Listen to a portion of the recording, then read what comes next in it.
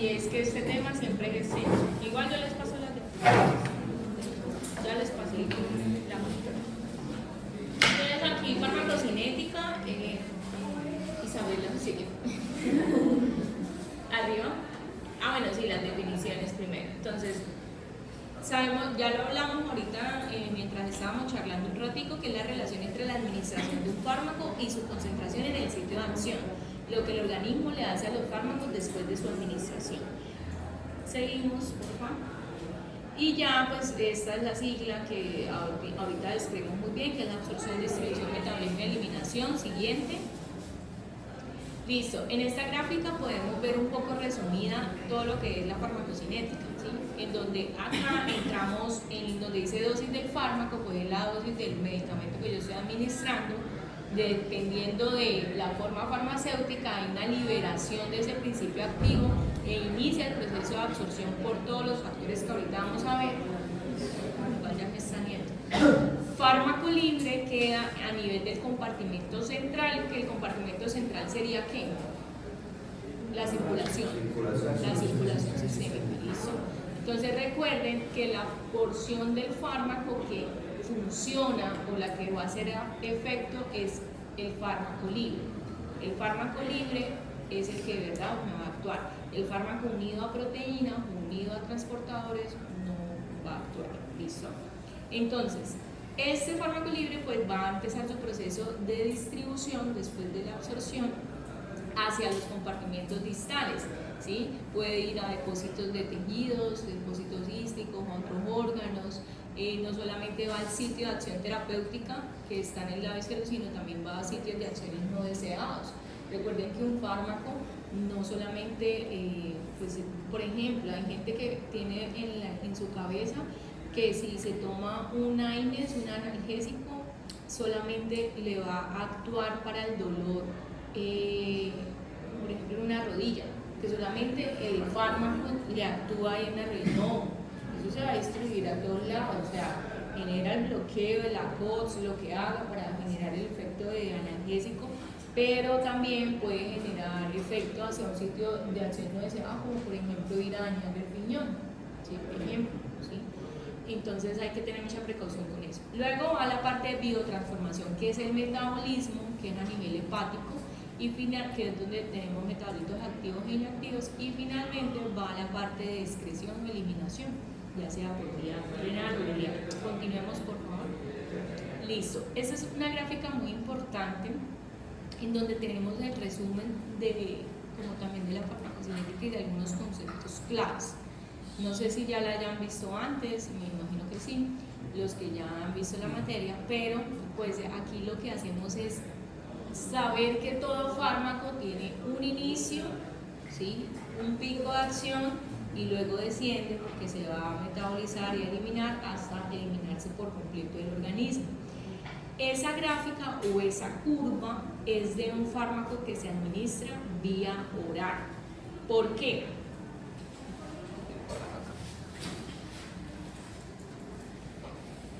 Que se administra por vía oral. ¿Por qué? Porque normalmente cuando uno toma un acetaminofén, yo siempre hablo del acetaminofén porque es lo que más formulamos, no me tiráis lo que más siempre nos hacen bullying de los médicos, solo sabemos formular también. Entonces resulta que cuando uno toma un medicamento oral, tiene que haber un proceso, ¿sí? De absorción, de distribución, ¿sí?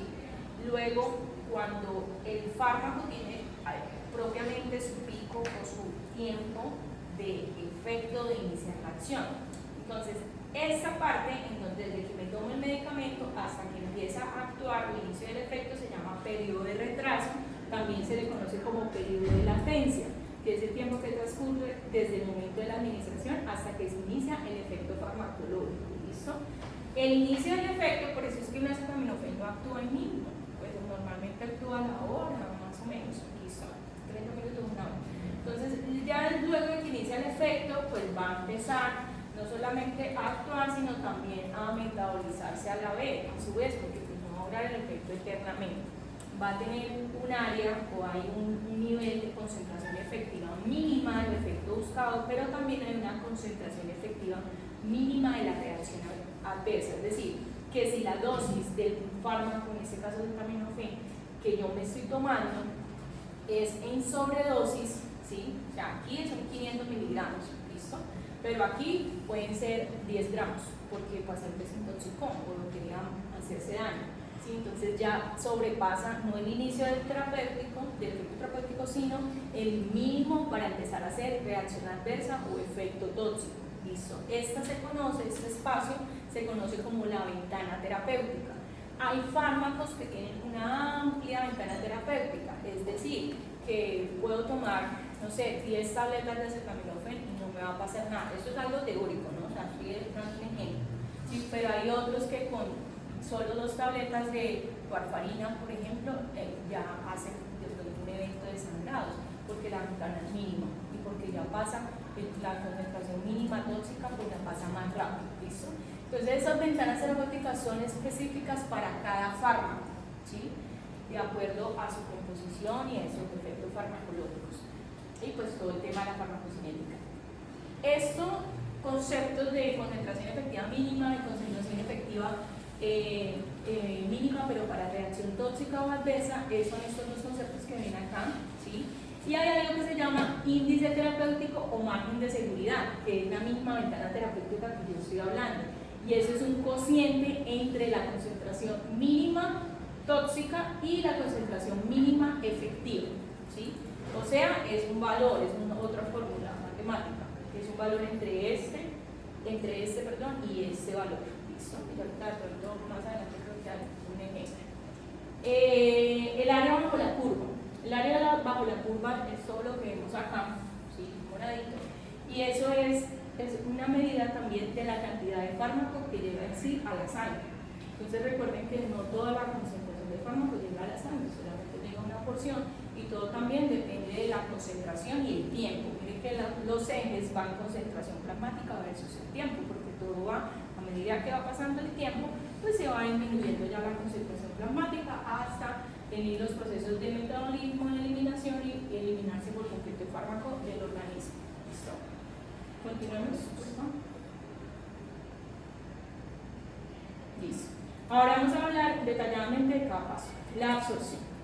La absorción, ya lo hablamos, depende de muchas cosas. Una de ellas, las vías de administración, que son estas, pues ahí se ve muy borroso en la imagen, pero ya cuando ustedes tengan las diapositivas van a ver mejor. Ya luego de la administración sigue la distribución a los diferentes compartimentos fuera del central, ¿sí? Y la eliminación, que es por vía renal principalmente, pero también recuerden que la eliminación también puede ser por sudor, por respiración, ¿sí? Y pues por vía biliar. ¿Alguien tiene dudas? No, pensé que iba a listo. Entonces la absorción es la parte que estudia la entrada de los fármacos en el organismo desde el lugar donde se depositan cuando se administra. También estudia el paso de los fármacos desde el exterior al medio interno, y nuestro medio interno, es decir, la circulación sistémica. Pasemos. Listo, entonces para hablar de absorción tengo que hablar del paso a través de las membranas biológicas. Las proteínas de la membrana van a ser muchas, ustedes saben, los que pues, ya han visto, pues, todos han visto ya estos temas de, no sé, biología, molecular, fisiopatía, todo eso, en donde hablan que las proteínas de la membrana están ancladas en la bicapa lipídica como anclajes estructurales, así como lo ven en la imagen. También hay receptores específicos, canales de iones o proteínas transportadoras que van a servir como puente o comunicación y también vías de señalización, ya sean eléctricas o químicas, para poder generar un efecto en el organismo. ¿Listo? Continúo. Y pues obviamente que el fármaco actúe. Un fármaco actúa es porque es específico para cierto receptor, ya sea iónico, ya sea metabotrópico, ¿sí? O ya sea que tenga un canal específico de paso de una membrana a otra. Pasemos. La modos de penetración y transporte. Entonces, existe transporte pasivo y transporte activo, así como lo vemos en química. Entonces, el transporte pasivo es el transporte paracelular. ¿Cuál es la diferencia entre el transporte pasivo y activo? La energía, el pasivo y el activo, sí. ¿Listo? Entonces, transporte pasivo, transporte paracelular, la difusión y difusión facilitada. Y el transporte activo primario y secundario. Entonces en el transporte activo ahí están por ejemplo las bombas de sodio, potasio, ACPasa, están los antiportes de iones también, y en sí la idea es saber que existen muchos y que todo me va a ayudar al paso de un fármaco de un compartimento a otro. Continuemos. Listo. Entonces estos son los mecanismos por los que los fármacos atraviesan membranas biológicas: procesos pasivos de difusión, que son filtración a través del polo, difusión pasiva directa, o el transporte especializado, difusión facilitada, transporte activo, pero también por endocitosis, exocitosis, ionóforos y liposomas. Continuamos. Listo, entonces la parte pasiva, ¿sí?, que es una de las más usadas también, es directamente proporcional a la magnitud del gradiente de concentración a través de la membrana. Entonces ya saben, de pasa de mayor concentración a menor concentración. Los compuestos iónicos dependen de las concentraciones del gradiente electroquímico del ion y las diferencias del pH a través de la membrana. Entonces por eso ahorita vamos a hablar de esos términos de pH, pK y todo. Pasamos por favor. Listo. Esto es otro tipo como hablamos del transporte pasivo, sabemos de que no solamente es el gradiente de concentración, sino también la diferencia del pH. Entonces por eso vamos a hablar cuál es la influencia del pH en los fármacos ionizados, lo que ahorita hablaba la compañera. Entonces los fármacos, ya saben, pueden ser ácidos o ácidos o bases débiles que en solución acuosa pueden estar de forma ionizada o no ionizada. Cuando están en forma ionizada son lipoinsolubles, o sea, no difusibles. Y cuando están no ionizados son liposolubles o difusibles. ¿Listo? La distribución depende del pK y depende del gradiente de pH. Entonces, esos son, digamos que también otros partes muy buenas. Luego, una pregunta: ¿ustedes tienen control del televisor? No. No entiendo. No, el control del aire. Solo el aire. No, ese también se llevó, profe. Ah, ya se llevó el del aire, que fue el único que nos prestaron para tener el aire, pero el televisor. Gracias. Bueno, el pK, bueno, entonces ya hablamos de los conceptos de pK. ¿Alguien recuerda el concepto de pK? Sí, el otro 50 no está ionizado. Sí. Entonces, es el pH, cuál es la mitad de la molécula del fármaco, ya sea débil, base o ácido débil, está en su forma ionizada. ¿Listo? Entonces, la mitad está ionizada y la mitad no está ionizada. Y ahí pues se hace por la ecuación de Henderson-Hasselbalch, pero no vamos a andar mucho en esto. Pásimas, por favor. Listo. Bueno, entonces aquí seguimos hablando un poco del pK, ¿sí?, y de los cambios de la forma ionizada y no ionizada de los fármacos.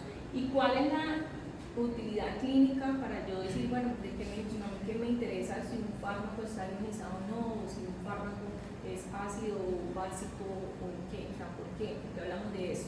Entonces, hay dos ejemplos claves y son estos. Por ejemplo, la orina alcalina va a favorecer la excreción de fármacos ácidos débiles. Nosotros en toxicología, y eso lo vamos a ver en el módulo de toxicología, utilizamos algo que se llama alcalinización urinaria, y es administrarle bicarbonato al paciente vía intravenosa para alcalinizar no solamente, pues obviamente su parte circulatoria, sino también su orina, y de ahí hacer que el fármaco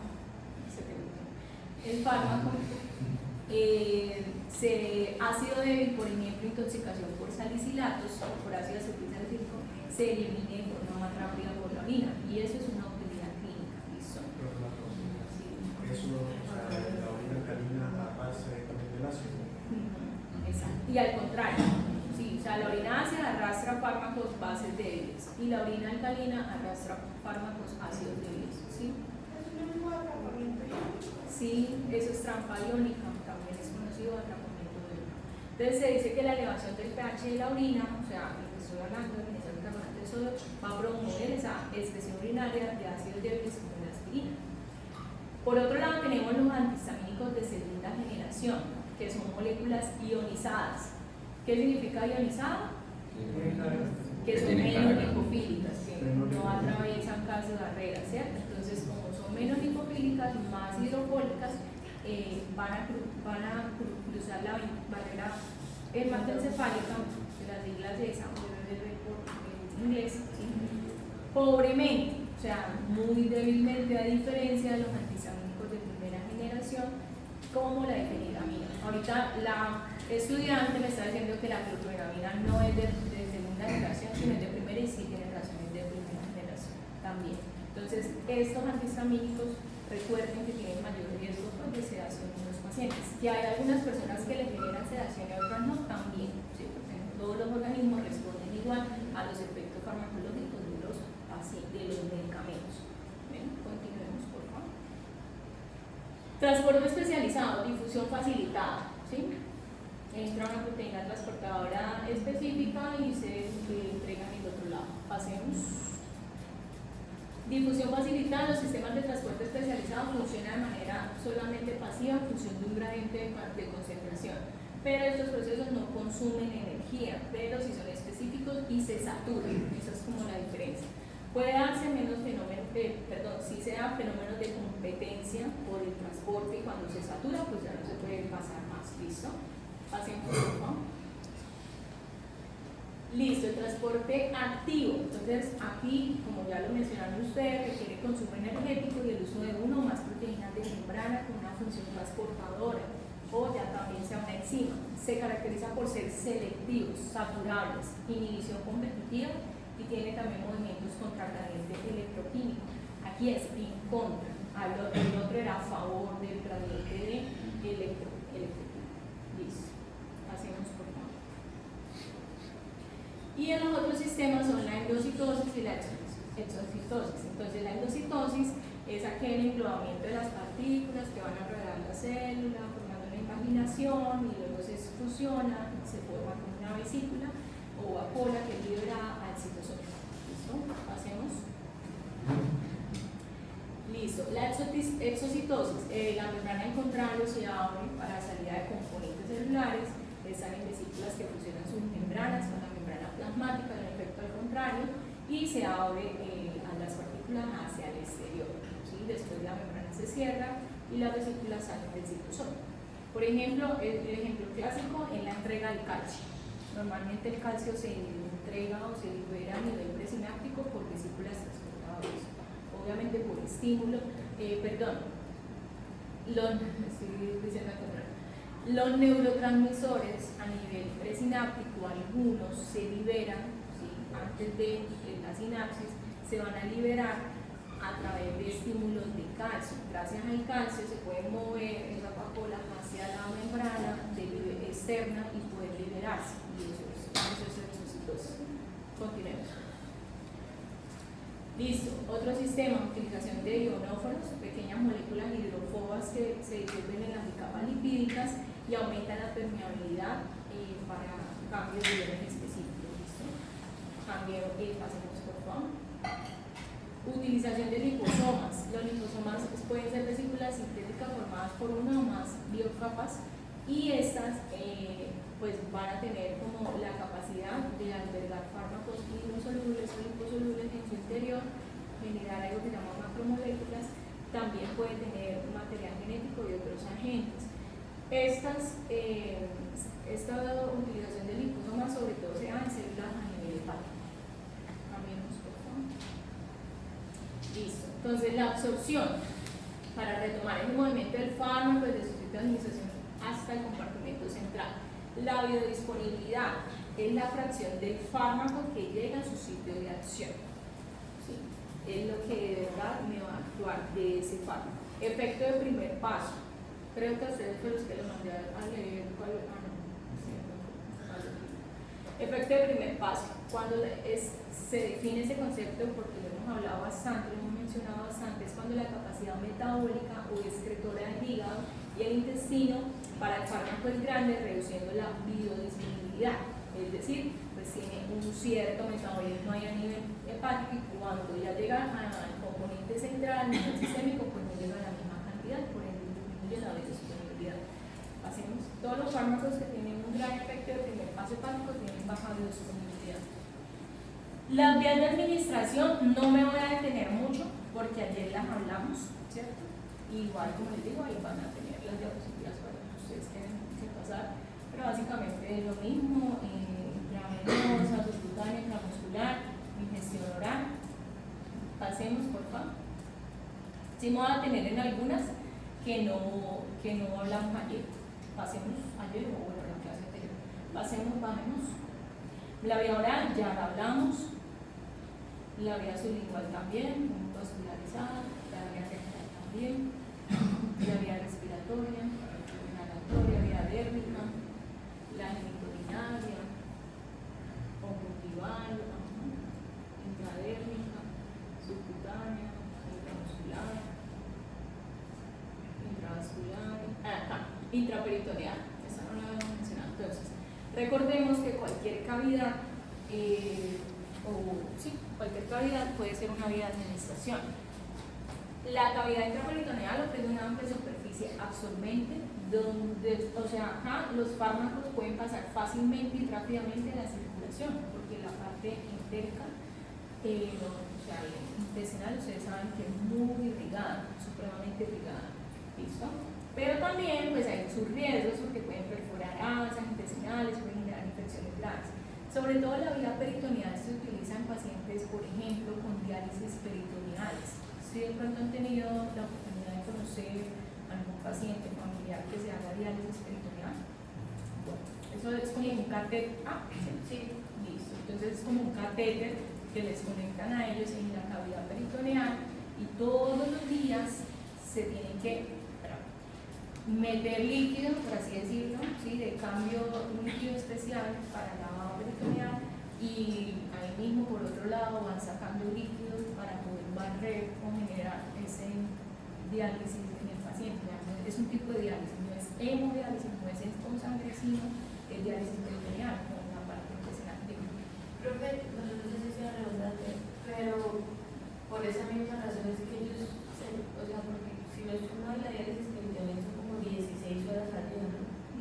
La diálisis peritoneal depende, eso depende de cómo lo formule el nefrólogo, pero normalmente ellos se la hacen una vez al día, o si está muy grave hasta 2 veces al día, ¿sí?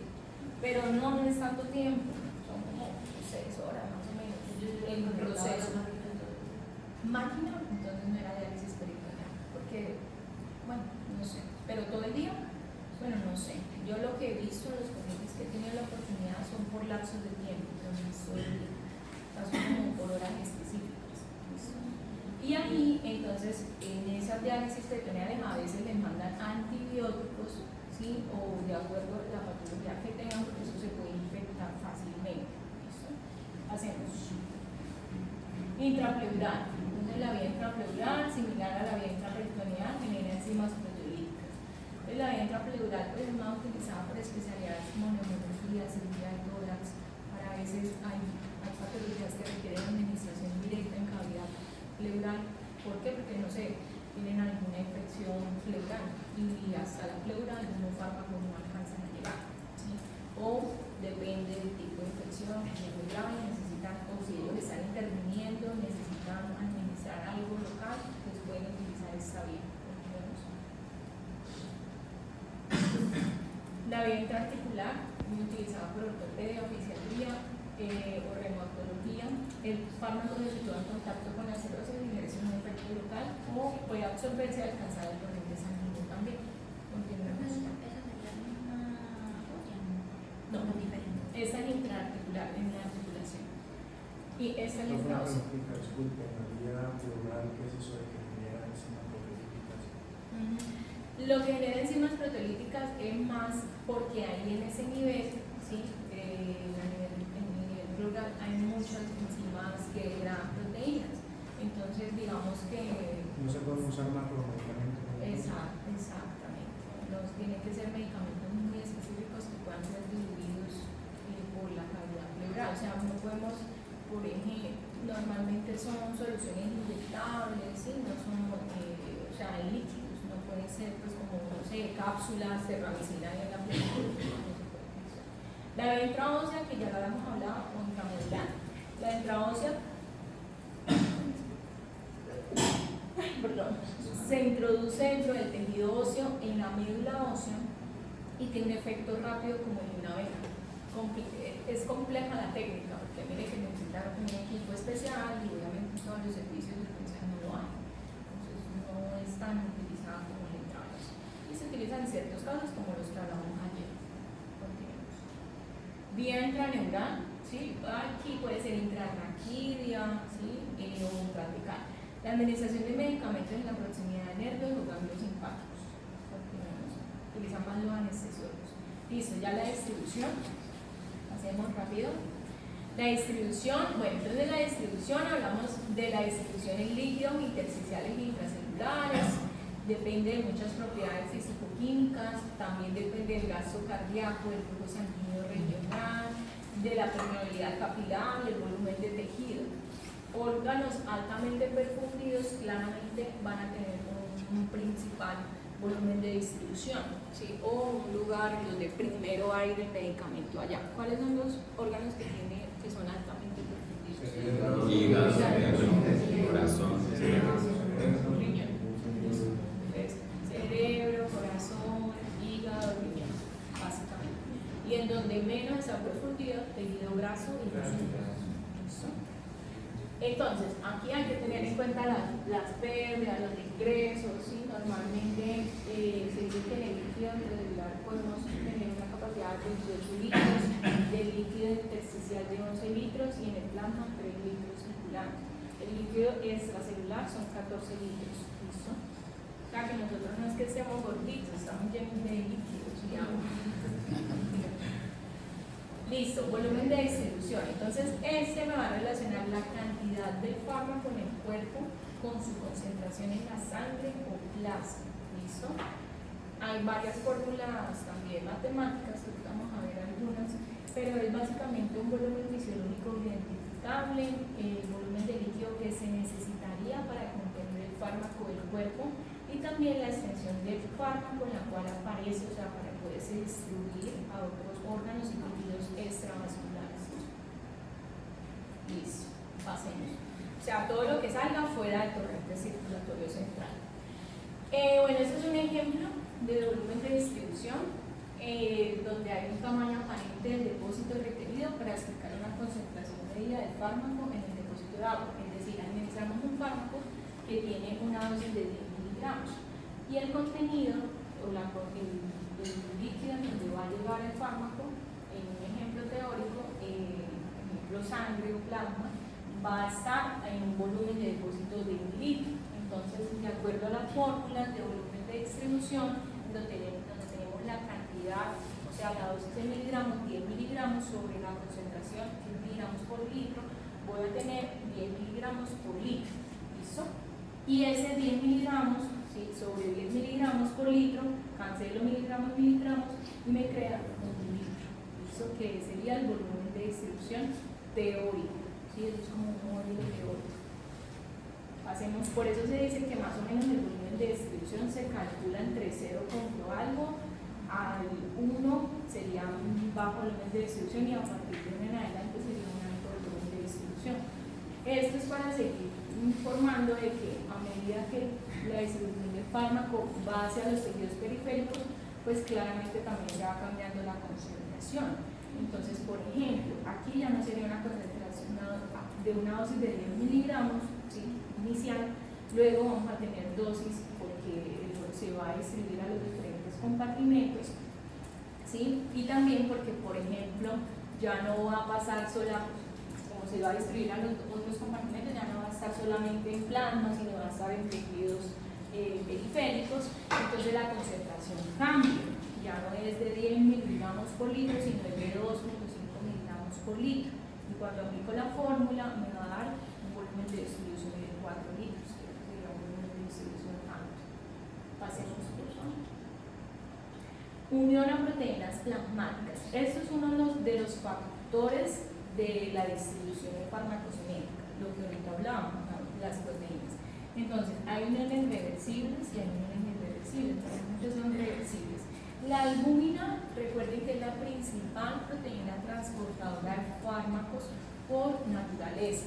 ¿Listo? Entonces, sobre todo la albúmina me va a transportar es fármacos ácidos débiles, como cuáles, AINES, warfarina, que son unos de los ácidos.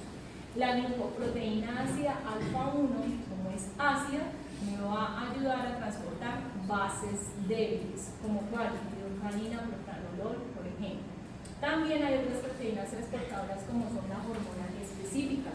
Ejemplo, los estrógenos y la testosterona se van a transportar por globulina transportadora de hormonas sexuales y la hormona tiroidea se va a transportar por globulina transportadora de tiroxina, que es una proteína específica. ¿Listo? Aquí en la imagen podemos ver el fármaco unido y el fármaco libre. Entonces recuerden que el fármaco libre es el que tiene efecto terapéutico. El fármaco unido a proteínas no va a estar inactivo. Y es muy importante porque hay pacientes que, por ejemplo, tienen una desnutrición, o los alcohólicos normalmente se consideran desnutridos, o los pacientes oncológicos se consideran desnutridos, o los pacientes con síndrome nefrótico tienen hipoproteinemia, ¿sí? Entonces eso hace que tengan baja, o los cirróticos tienen baja albúmina. Ellos de una vez son de, ¿ustedes les dieron eso? Sí, fueron de ayer y yo otra vez. Es que me confundo con los alumnos, no, ya está. Entonces, cuando hay esos escenarios de hipoalbuminemia o hipoproteinemia, ¿qué va a pasar? ¿Qué creen que pasa? Alce una sola persona a la mano, que quiera hablar. Mayor forma libre del fármaco. Aumenta la toxicidad. Pero mayor forma libre del fármaco. Ajá. Aumenta la toxicidad. La toxicidad, sí. Hipoalbuminemia. Sí. No, hay hipoalbuminemia, o sea, albúmina baja. Pues si hay una cantidad de proteínas va a haber más fármaco Libre. libre. Te genera mayor efecto terapéutico, pero también mayor riesgo de toxicidad. Por eso, por ejemplo, fármacos como fenitoína, en donde un paciente epiléptico y tiene un grado de hipoalbuminemia y yo le doy la misma dosis y pues no lo estoy sobredosificando, le estoy dando la dosis correcta, ¿sí? La que dice el Bademecum, pero el paciente tiene riesgo de toxicidad porque hay más fármaco libre y va a generar mayor efecto tóxico, igual que con la warfarina. Por ejemplo, la warfarina en la hipoalbuminemia hay que tener mucha precaución porque va a haber mayor fármaco libre y mayor riesgo de sangrados. ¿Listo? ¿Cómo se debe usar la dosis? Niveles de se baja la dosis. Y hay que pedir niveles de albúmina en el paciente para ver si está hipoalbuminémico, hay que ajustar la dosis o monitorizar más el medicamento. Profe, y también, bueno, yo no he visto nunca en las pruebas de sangre la glucoproteína. Sí, sí la sale, lo que pasa, sí sale, lo que pasa es que no en todos los laboratorios los procesan, son muy específicos, muy... Profe, y en un paciente cirrótico, entonces la dosis tiene que ser no muy siempre. no se le da. Necesitamos sumar niveles de albúmina y saber qué tan bajo de proteína estamos, porque sí, pues toca bajar la dosis de los fármacos que les tengan. Pero primero pregunto, Isabela. Que sea hiperalbuminemia, son raros los casos, casi nunca pasa.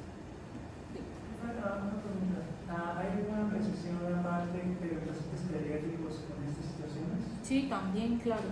O sea, en todos los pacientes, en pacientes pediátricos, sobre todo también en estados de nutrición, ¿sí? También claramente puede tener alteración en el transporte de fármacos y aumentar el riesgo de toxicidad. Pero Por ahí eso hay que ajustar sería más probable que se diera la toxicidad o se Claro. dieran las dosis. Es más probable, o sea, todas las poblaciones especiales como los niños, ¿sí? Los menores, las edades extremas, los niños y los ancianos tienen mayor riesgo de toxicidad en efectos secundarios de medicamentos porque los niños que tienen un sistema hepático inmaduro, el metabolismo inmaduro y eliminación inmaduro, y los adultos porque ya están muy envejecidos, entonces no van a trabajar igual. ¿Listo? También las embarazadas tienen una condición especial, entonces también hay que saber. Vamos a ver si hacemos un apartado. Yo ya estoy terminando, pero es que es extenso organizar los temas, pues porque los tengo que repartir para las disposiciones, estoy en eso, ojalá esta semana ya un fin de semana lo pueda entregar para que ustedes tengan el tiempo. Pero vamos a ver si metemos un apartado del uso de fármacos en poblaciones especiales, ¿sí? Como embarazadas, adultos y ancianos, ancianos y niños. Eso que usted está diciendo funciona tanto para macro como micromedicamentos. Para ti, ¿qué es más que micromedicamentos? Micromedicamentos son sustancias químicas más que todo y macromedicamentos son componentes muy grandes como las proteínas. Entonces, Sí, también las líneas son sí. importantes. Continuemos, por favor. La transferencia placentaria. Entonces acá lo que hablamos de las reducciones en las embarazadas. Unión a proteínas plasmáticas y el grado de ionización puede cambiar. El plasma fetal es ligeramente más ácido que el materno.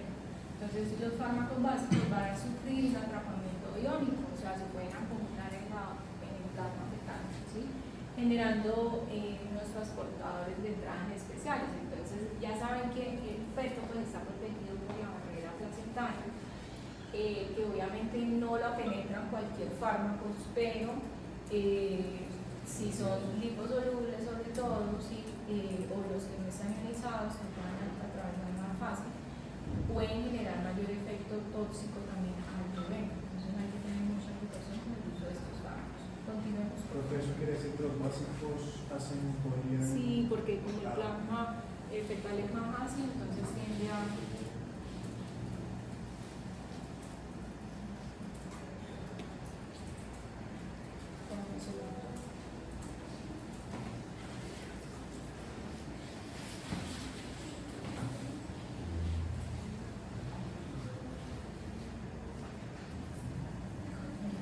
Listo. Bueno, queridos, entonces, la distribución. Esto es como un ejemplo, ¿sí? En tabla sobre el grado de unión a las proteínas del plasma entre los fármacos. Entonces, tienen una baja unión a proteínas los siguientes fármacos: digoxina, litio, quinidina, teofilina, verapamina. Y tienen una muy alta unión a proteínas los siguientes fármacos: diazepam, el fumarol, que es como la warfarina, el diflunisal y la doxiciclina. ¿Listo? Entonces, ¿eso qué quiere decir? ¿Cuál es más tóxico de los dos? ¿O puede ser más tóxico? Los que casi no se unen. Los de escasa unión a proteínas, ¿no? Porque van a tener mayor fracción libre de fármaco y por ende mayor riesgo de toxicidad. Por eso cuando utilizamos digoxina, puede haber intoxicación digital en esos pacientes, por ejemplo, de falla cardíaca crónica. Hoy en día la digoxina, yo les mencionaba en la historia de la farmacología que se usa todavía, pero ya casi no tanto, ¿sí? Porque ya en el fármaco más seguros para la falla. Litio, el litio lo utilizamos en psiquiatría, todo para trastornos afectivos bipolares, ¿sí? Algunos tipos de esquizofrenias. Pero hay que tener mucha precaución porque la gente se intoxica muy fácil con litio, ¿listo? Precisamente por esa propiedad que tiene. Entonces recuerden, la fracción unida es inactiva, es de reservorio. La fracción libre, la activa, difumbe, se metaboliza y se elimina. ¿Listo? Bueno, estos son unos conceptos de distribución de fármacos cuando están unidos a proteínas plasmáticas y el acceso a los tejidos. Entonces, se dice que los fármacos van a interactuar con las proteínas del plasma, sobre todo la albúmina, que es la que más presente está, la de mayor superficie. Los fármacos no producen efectos biológicos como consecuencia cuando están unidos a las proteínas plasmáticas, pero esta unión permite su transporte, por eso es importante, y también el almacenamiento. Solo la fracción libre va a difundir a los tejidos dianas y los órganos de metabolismo y excreción. La unión de los fármacos a las proteínas plasmáticas es poco específica y pueden competir las sustancias endógenas y otros fármacos con propiedades físico-químicas semejantes, y eso es importante. Por eso las interacciones farmacológicas. Entonces, por ejemplo, cuando damos un fármaco que me puede desplazar la unión de la warfarina, por ejemplo, cuando utilizamos warfarina con ácido acetilsalicílico, aspirina, y la warfarina tiene buena unión a proteína albúmina, ¿cierto? Pero llega la aspirina, me la desplaza. Entonces la va a quitar de ahí y va a unirse la aspirina a la albúmina y la warfarina va a quedar libre y me va a generar mayor riesgo de toxicidad. Es una pregunta, ¿es un medicamento más ácido? Sí. Sí. Sí. compiten, por eso están diciendo en ese concepto que compiten por el mejor, pues por el más afín. Distribución de los fármacos a los tejidos. El paso de los fármacos a los tejidos es muy variable, ¿sí? O sea, no hay un estándar como esta cantidad va a pasar, no, eso es todo muy variable. Los fármacos pueden acumularse en órganos distintos del órgano diana que sirven de reservorios, y esto hace que cuando se acumulen de forma distinta, pues también pueden generar efectos terapéuticos distintos o efectos de redistribución también, ¿listo? La mayoría de los fármacos van a acceder mal al sistema nervioso central. Eso es bueno, porque si no, imagínense todo el efecto farmacológico que generarían todos los medicamentos, ¿listo? Solamente recuerden que los capilares cerebrales, como carecen de poros, entonces van a pasar los que son aquellos muy La mayoría de los fármacos que se administran a la madre esto es en cuanto a la barrera placentaria, la mayoría de fármacos que se administran a la madre van a atravesar la barrera placentaria y entran a la circulación fetal. Pueden entonces afectar la organogénesis o producir alteraciones funcionales en el feto. Por eso hay una clasificación especial para las embarazadas. Hola, ¿tiene clase? Es para lo de la capacitación, pero voy a decirles que usted ya la tuvieron. Sí.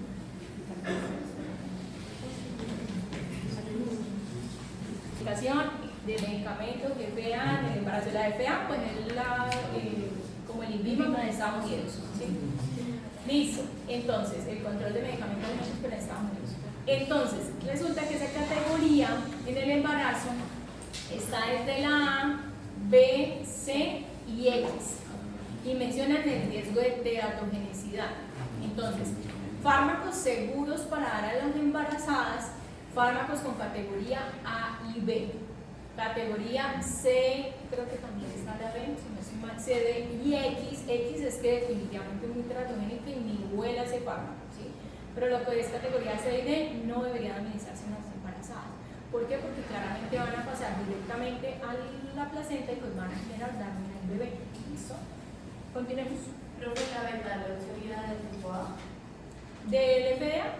Sí. No sé, porque toca yo lo que hago siempre es consultar, o sea, cuando yo voy a formular una embarazada siempre consulto, no me lo sé de memoria.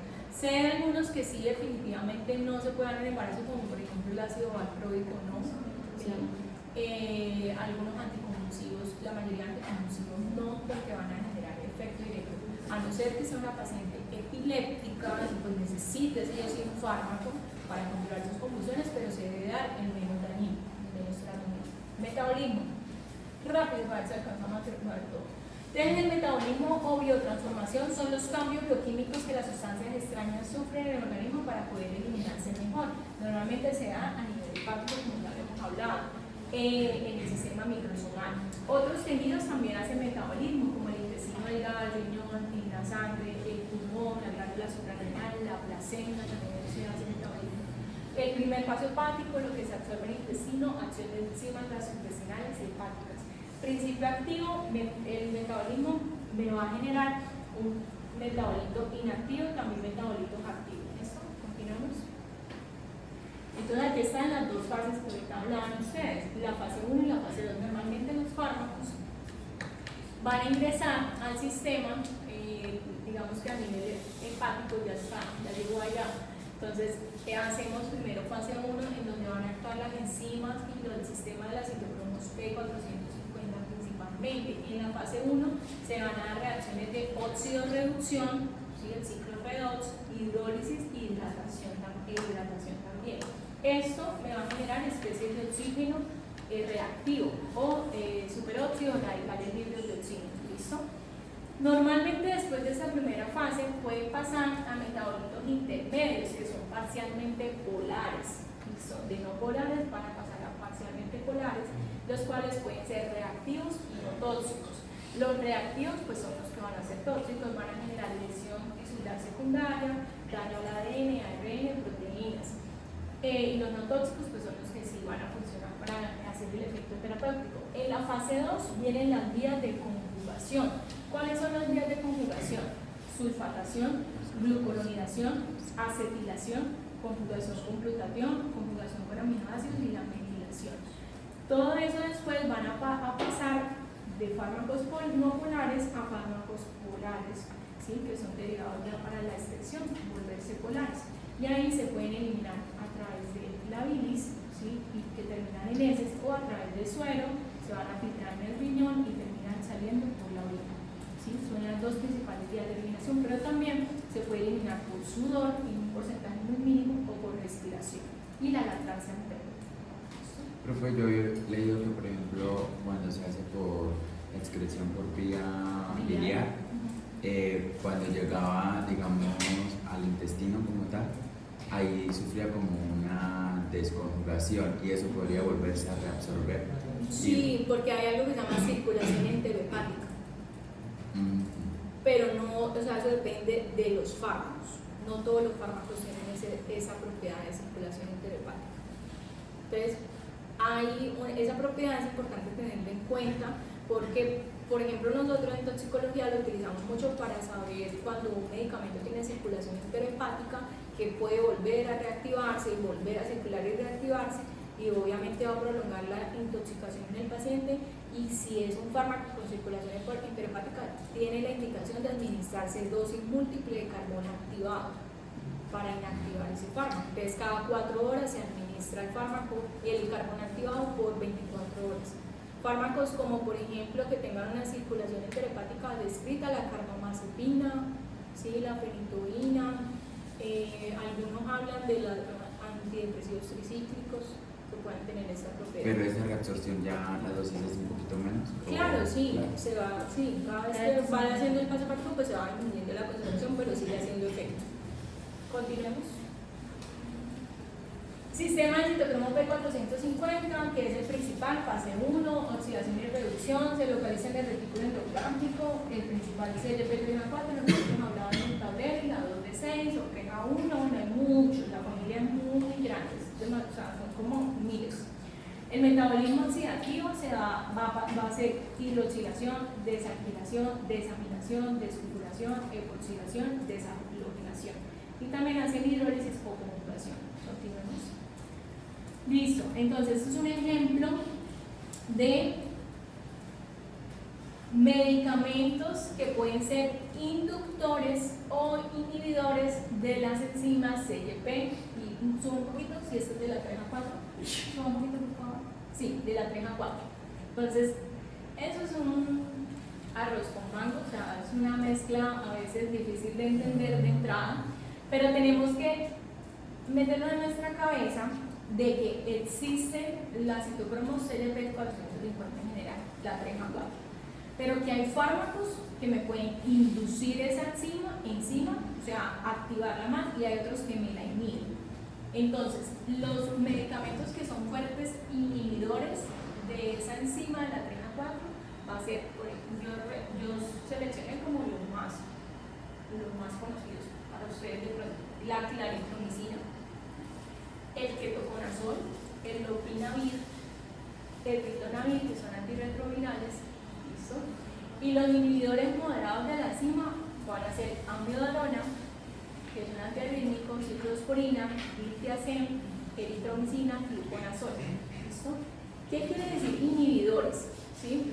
Inhibidores es que si yo doy este fármaco, claritromicina, pero lo doy con otro fármaco que también, o sea, porque uno no utiliza un solo medicamento en un paciente más o menos usa mínimo 5 medicamentos, 3 a 5 medicamentos hospitalizados mínimo, ¿listo? Eso es otro tema, la polifarmacia, ¿listo? Pero eso es otro tema que vamos a ver luego. Entonces, si yo utilizo un medicamento inhibidor con otro fármaco que se metaboliza por 3A4, lo que va a hacer la claritromicina es inhibir, bloquear esa CYP 3A4, y como va a utilizarse un medicamento que va a necesitar esa 3A4 para metabolizarse, pues me va a generar riesgo de efectos sobre terapéuticos de ese fármaco que no se metaboliza. ¿Sí me entienden? Más o menos. Ahí lo vamos a ver más adelante con ejemplos. Continuemos por favor. Y estos son los inductores. Entonces, inductores es que me aceleran el metabolismo: carbamazepina, fenobarbital, fenitoína, rifampicina. Y inductores moderados, el bocetam, dexametasona. Entonces, ejemplo, los inductores es al contrario: yo doy carbamazepina y hay medicamentos que se metabolizan por esa CYP 3A4. pero si el inductor pues, se va a metabolizar muy rápido, pues no me va a hacer un efecto terapéutico, al contrario. Entonces, ejemplo, paciente femenina epiléptica que se controla sus convulsiones con carbamazepina, pero está en su etapa fértil, tiene una vida sexual activa y ella planifica con anticonceptivos orales. Resulta que los anticonceptivos orales que ella toma se metabolizan por esa CYP3A4, pero como la carbamazepina la inducen, me va a hacer que todos los anticonceptivos que ella toma se metabolicen tan rápido que no hagan efecto en ella. Y tiene riesgo de fallo terapéutico de los anticonceptivos orales y riesgo de embarazo. Así es como funciona, ¿sí? Más o menos. Continuamos. Es difícil de entender a la primera yo sé, pero bueno, ahora leerlo más para entender. Profe, disculpe, esto entonces lo que sería ensanchar o acostar lo que era la curva que usted nos había mostrado anteriormente. De la primera, lo de la ventana terapéutica. Sí. No, eso, bueno, pues digamos que la parte metabólica todo se grafica en esa curva. Sí, entonces claro, cuando hay menos una margen, una ventana terapéutica estrecha, quiere decir que tiene un metabolismo tan rápido que puede generar mayor riesgo de inactividad o también toxicidad por generar metabolitos activos. Perfecto. Bueno, entonces hay tres aspectos importantes para tener en cuenta en el metabolismo: la cinética de primer orden, cinética de orden cero y las enzimas inducibles de biotransformación. Esos conceptos son un poco complejos, pero también a medida que vamos viendo la materia se lo van a entender más. La cinética de primer orden es cuando se elimina la misma fracción por unidad de tiempo. Es un descenso exponencial, como por ejemplo este. ¿Listo? Y la cinética de orden cero se elimina la misma cantidad por unidad de tiempo, pero en un descenso lineal. Y esta, a diferencia de la de primer orden, es un mecanismo saturable. Es decir, que llega a un punto en que si ya después de terminar en un orden lineal y se sigue presentando el medicamento, cambia de cinética de orden cero a cinética de primer orden. ¿Listo? Y las enzimas inducibles de biotransformación son las enzimas que principalmente van a metabolizar los fármacos, ¿sí? Recuerden que no solamente lo que metaboliza los fármacos son las CYP, sino que hay muchas otras enzimas que también actúan en el metabolismo. Continuamos. Eliminación, ya para acabar. Entonces, en cuanto al concepto de eliminación, es la semivida o la vida media de un medicamento, ¿sí? Que este medio, tiempo que tarda la concentración plasmática de un fármaco en reducirse un 50%. ¿Listo? Entonces, aquí vemos la misma curva del inicio. Usted toma un medicamento oral, tiene su pico, tiene su docencia. La vida media es el tiempo que tarda el fármaco en reducirse a la mitad, ¿sí? O sea, en un 50% su concentración. Eso es T media o vida media o semivida. Listo, como lo quieran llamar. Listo, y allá pues es lo mismo. Pero entonces este es para la administración de un medicamento intravenoso. Entonces miren qué cambio, porque ya como ir directamente a la vena va a dar una concentración alta y una vez en sangre su descenso es lineal, exponencial. Vamos. Eliminación hepática. Metabolismo, excreción o ambos del fármaco hacia la bilis, la concentración en sangre claramente que será más baja. La eliminación de la sangre es también dependiente, o sea, este tipo de eliminación depende mucho del flujo sanguíneo hepático. ¿Listo? Por eso también pacientes con hepatopatía, cirrosis, alcohólicos o cáncer o bueno, alguna patología que tenga con compromiso hepático, pues van a disminuir también no solo el metabolismo sino la eliminación. La depuración sistémica es por vía hepática más de 6 mililitros por minuto por kilo. Y los fármacos, uno de los que principalmente se metabolizan por vía hepática son el diltiazem, la imipramina, lidocaína, morfina y el propranolol. Entonces estos también son otros fármacos que tienen muy buena eliminación vía hepática, ¿sí? Ácido fumarol, es derivado warfarínico, barbitúricos, que son anticonvulsivos, ibuprofeno, meperidina, que son opioides, teofilina, que es para el asma, el POC, alprazolam, benzodiazepinas, carbamazepina, que es anticonvulsivo, diazepam, también benzodiazepinas, anticonvulsivos, propranolol, amitriptilina, antidepresivo tricíclico, lidocaína, fenitoína. Ustedes miren que hay varios anticonvulsivos que se metabolizan vía hepática. Entonces, en esos pacientes tengo que estarles haciendo chequeos y seguimientos de la función hepática, porque si se están alterando, tengo que o ajustar dosis o ver qué está pasando con el paciente. Hacemos eliminación renal. El volumen de líquido se presenta en el glomérulo. Obviamente ustedes saben que el riñón es el filtro de todas las toxinas y todos los metabolitos también en cuanto a medicamentos. La velocidad de secreción renal de un medicamento depende de la unión del fármaco a las proteínas plasmáticas, el grado de saturación, también de todas las proteínas transportadoras y en lo que el fármaco llegue, lo que tarda en llegar al sitio secretor, o sea, a la vía renal. Se dice que del 25 al 30% de los fármacos administrados a los humanos tienen una eliminación, pues van a terminar todos por vía renal. ¿Listo? Vale. Entonces, principalmente esos son los fármacos que se dan por eliminación renal: AINES, Captopril, mercurio más que todo es por intoxicación, procainamida, clonidina, diuréticos, nadolol, la ranitidina que ya no se usa, antibióticos aminoglucósidos. Por eso en pacientes con daño renal o alteración de función renal hay que evitar los fármacos que se eliminan vía renal para evitar acumulación. ¿Listo? El litio, que ya hablamos, bajemos. La excreción por otras vías, la excreción de fármacos por el sudor, saliva y lágrimas es cuantitativamente poco importante. O sea, sí se da, pero no es relevante. A través de leche materna, esta es más ácida que el plasma y los compuestos básicos pueden estar ligeramente concentrados en ese líquido. Las sustancias que no son electrolitos, por ejemplo, etanol, el alcohol, ingresan fácilmente en la leche materna y alcanzan la misma concentración que en el plasma, independiente del pH de la leche. Es decir, en una paciente, una mamá que está lactante, que toma trago, la misma cantidad que ella está tomando, le la está pasando directamente al líquido porque no tiene filtro. Continuemos. Y esos son los factores que alteran la eliminación de los fármacos. Tanto las características individuales como la dotación genética, sexo, edad, ya ahorita hablamos de las poblaciones especiales, ¿sí? Hábitos dietéticos, otros hábitos, el embarazo, factores ambientales como ritmos circadianos, exposición ambiental, factores patológicos como la obesidad, enfermedad renal, enfermedad hepática, insuficiencia cardíaca, enfermedad tiroidea, alteraciones en la omega-proteínas, también, por ejemplo, tener síndrome nefrótico, ¿sí? O alguna condición de hipoalbuminemia, y las interacciones farmacológicas, inducción enzimática, inhibición enzimática, competencia de fármacos. Bajemos. Y ya, eso es todo.